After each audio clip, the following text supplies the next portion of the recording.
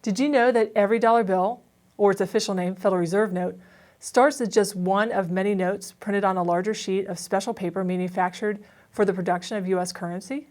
Federal Reserve notes are printed at the Bureau of Engraving and Printing. For over 50 years, Federal Reserve notes have been produced on 32 subject sheets. This means that 32 notes are printed on each sheet, 4 columns of 8 notes.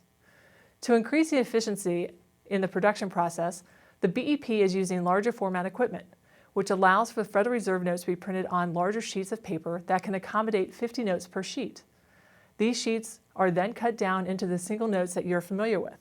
Because the paper and printing processes used to print the notes on 32 subject sheets are essentially the same as a 50 subject sheet, the notes are virtually indistinguishable from each other. To determine the size of the sheet that your note was printed on, look in the upper left portion of the front of the note. You'll find a small letter and number. If the size of the letter is larger than the number, and in this case you'll see that the letter B is approximately twice the size of the letter 2, the note was from a 32 subject sheet. If the letter and number are the same size, the note was printed on a 50 subject sheet. This letter-number combination is called the note position identifier. Not only does the identifier allow you to determine the size of the sheet, but will also allow you to determine the location of your note on the full sheet.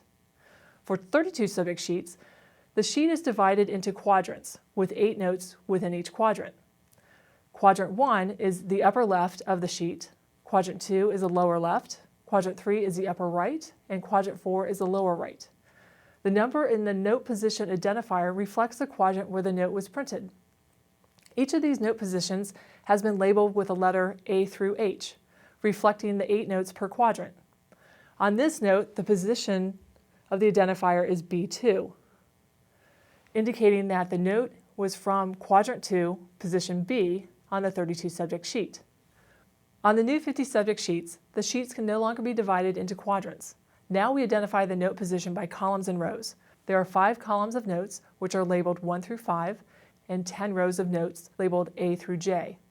The note position identifier on the 50 subject sheet will range from A1 through J5.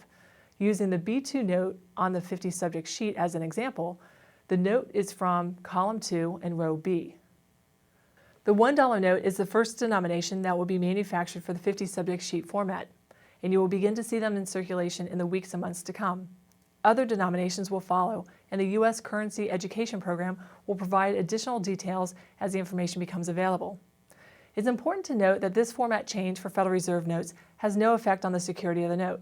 Federal Reserve notes manufactured on 32 subject and 50 subject sheets will circulate together, and both are equally secure.